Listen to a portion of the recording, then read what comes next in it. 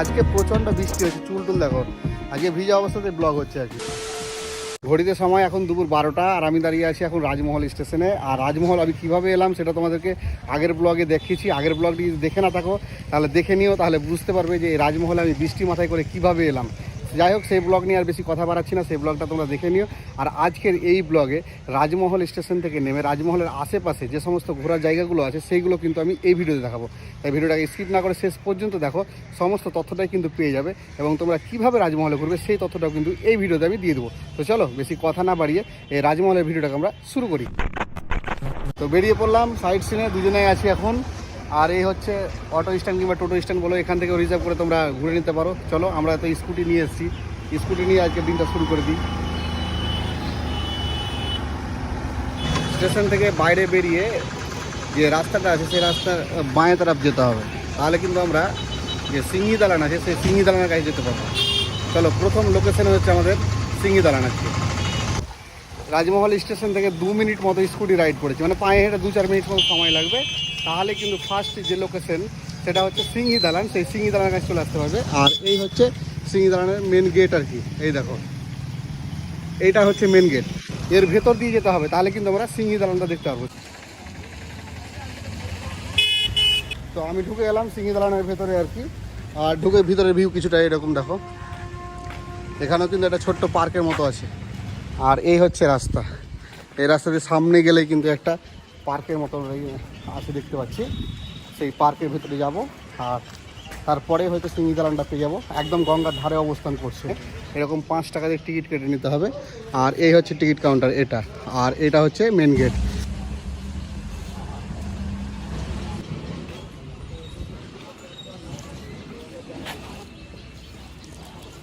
আর ভেতরে ঢুকেই কিন্তু ভিউ দেখো চারিদিকে, চারদিকে শুধু ওয়াও, দারুণ লাগছে দেখতে। একদম সবুজের সমারোহ, তার মধ্যে কিছু দোলনা আছে, বাচ্চাদের খেলার জায়গাও আছে, ওই দিকে দেখা যাচ্ছে একটা ক্যান্টিনও আছে, দারুণ।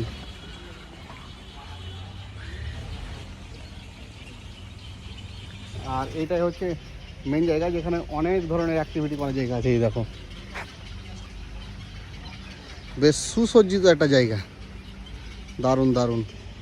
তো ঢুকে আমার প্রথমে যেটা ইচ্ছা হলো সেটা হচ্ছে আমি এখন দোলনায় বসবো আর কি। মেনলি এই সিঙ্গি দালান যে জায়গাটা আছে সেটা হচ্ছে, এ দেখো এখানে রাজা যে আছে, রাজা মান সিংহের একটা বাড়ি ছিল আর কি, এখানে রাজবাড়ি ছিল। তো সেই রাজবাড়িটা গঙ্গায় চলে যাওয়ার পরে এই যে অংশটুকু দেখা যাচ্ছে সামনে, এই জায়গাটা আছে, এই জায়গাটাই কিন্তু বর্তমানে আছে আর কি, বাকিটা কিন্তু গঙ্গায় তলিয়ে গেছে। আর এই জায়গাটাকে বলা হচ্ছে সিঙ্গি দালান। আর এই সিঙ্গি দালানকে কেন্দ্র করে কিন্তু এই জায়গাটা দেখতে হচ্ছে বিস্তীর্ণ জায়গা, এখানে একটা পার্ক করা হয়েছে। আর সেই পার্কের নাম দেওয়া হয়েছে স্বর্ণ জয়ন্তী পার্ক।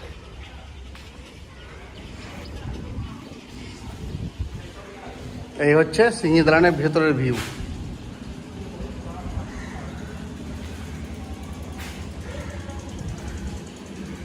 আর এই দেখো এই রাস্তা দিয়ে বেরিয়ে গেলে কিন্তু সামনে গঙ্গার ভিউ পাবো আমরা। এখন দাঁড়িয়ে আছি সিঙ্গি দালানের পিছনের অংশে, এই হচ্ছে পিছনের দিকটা। আর এখান থেকে কিন্তু দারুণ একটা ভিউ পাওয়া যাবে গঙ্গা, তোমাদের বললামই। ওই দেখো ওই পাড়টা তো মানে কিছু বোঝা যাচ্ছে না কি আছে সেখানে। আর এই দেখো সিঙ্গি দালানের পিছনের দিকটা রং টং করা আছে, খুব সুন্দর লাগছে। কিন্তু ব্যাপার হচ্ছে কি বলতো, ঘাস টাসগুলো দেওয়ালে হয়ে গিয়েছে, তো বেশি দিন লাস্টিং করবে না, এই ঘাসের জন্যই নষ্ট হয়ে যাবে। আমাদের মোটামুটি এই সিঙ্গি দালান ঘোরা শেষ। এবার পরবর্তী লোকেশন যে জায়গাটা আমি তোমাদের দেখাবো সেটা হচ্ছে নুরি জামে মসজিদ। চলো সেই জায়গার উদ্দেশ্যে এবার রওনা। যে সিঙ্গি দালানকে কেন্দ্র করে যে পার্কটি আছে স্বর্ণ জয়ন্তী পার্ক, এটা কিন্তু সকাল 9টা থেকে রাতে 8টা পর্যন্ত খোলা আছে।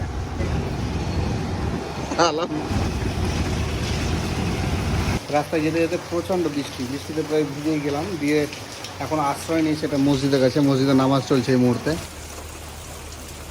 মোটামুটি 1-1.5 ঘন্টা বসে থাকলাম মসজিদে, শুধু এই বৃষ্টি থামার অপেক্ষা করে।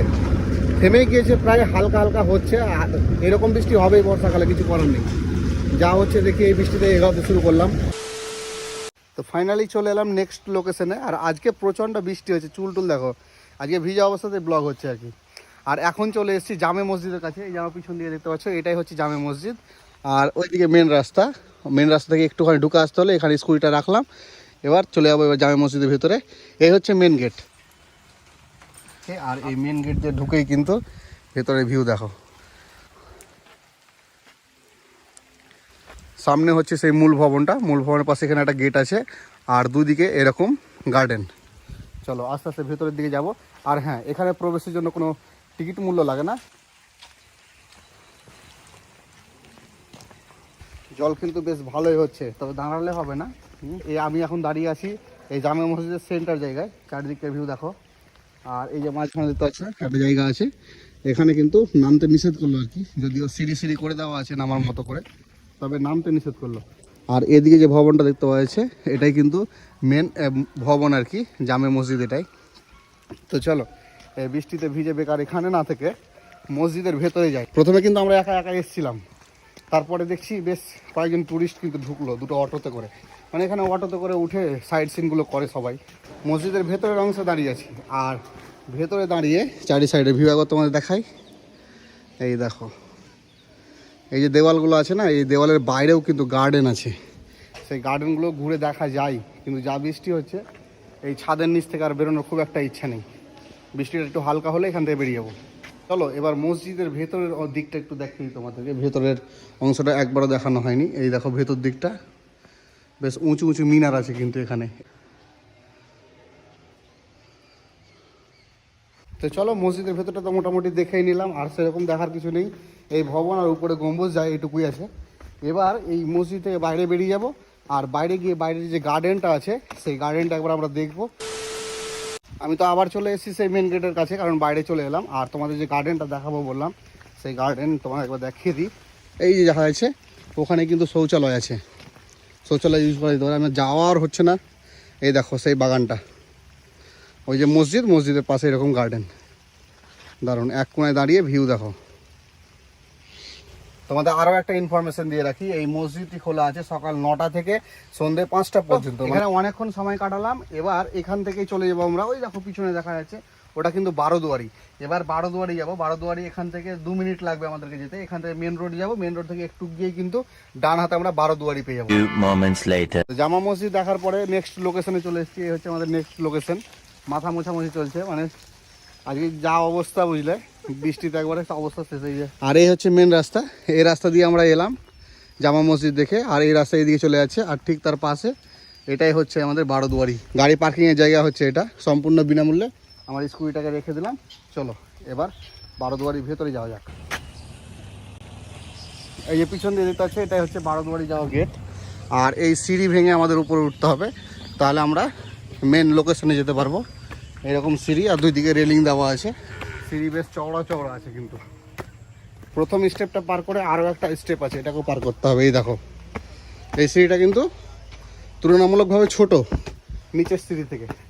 আর এই হচ্ছে বারোদুয়ারি ভিউ।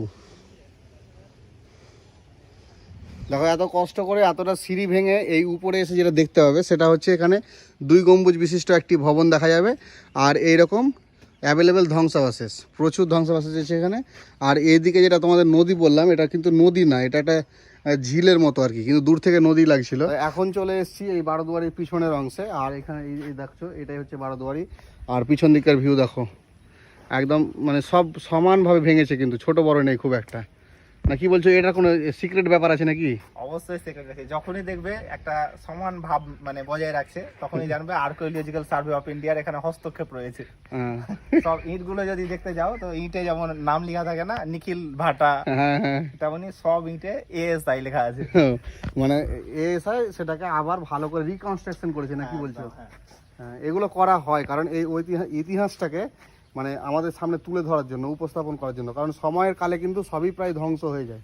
দাঁড়িয়ে আছি একদম সব থেকে উঁচু জায়গা, এটা বারোদুয়ারির সব থেকে উঁচু জায়গা। আর এখান থেকে ভিউ দেখো, চারিদিককার ভিউ, চারিদিকে শুধু অসাম চলছে, অসাম। আজকের ওয়েদার সুন্দর ছিল, সবই সুন্দর ছিল। বৃষ্টিটা যদি না হতো তাহলে বেশ এনজয় করা যেত। আজকে বৃষ্টির জন্য কিন্তু সবই শেষ হয়ে গেল, পুরো ভিজে ভিজে ব্লগ চলছে সারাদিন। দেখো কি অবস্থা।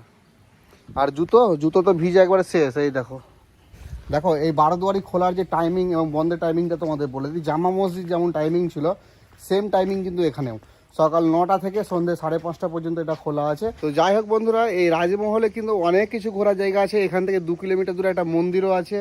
আবার আরও দু একটা জায়গা আছে, টাকসাল আছে, চীনামাটির খনি আছে, এই সমস্ত জায়গাগুলো কিন্তু আমরা দেখতে পারলাম না এই কারণেই যে বৃষ্টি হচ্ছে প্রচণ্ড, আর আমরা ভিজে গিয়েছি, এত ভিজা অবস্থায় সন্ধ্যা পর্যন্ত থাকলেও অসুবিধা হবে। আর এখান থেকে যে আমরা যে রাস্তায় যাব সে রাস্তা সম্পূর্ণ ফাঁকা রাস্তা জঙ্গলের মধ্যে দিয়ে, তাই এইখানে আর বেশি সময় নষ্ট করব না, এরপরে কিন্তু আমরা বাড়ি বেরিয়ে যাব। আজকের ভিডিওটাকে এখানে শেষ করছি, ততক্ষণের জন্য সুস্থ থাকো, ভালো থাকো, দেখা হচ্ছে পরবর্তীতে নতুন কোনো আর একটা এইরকম ভিডিওতে।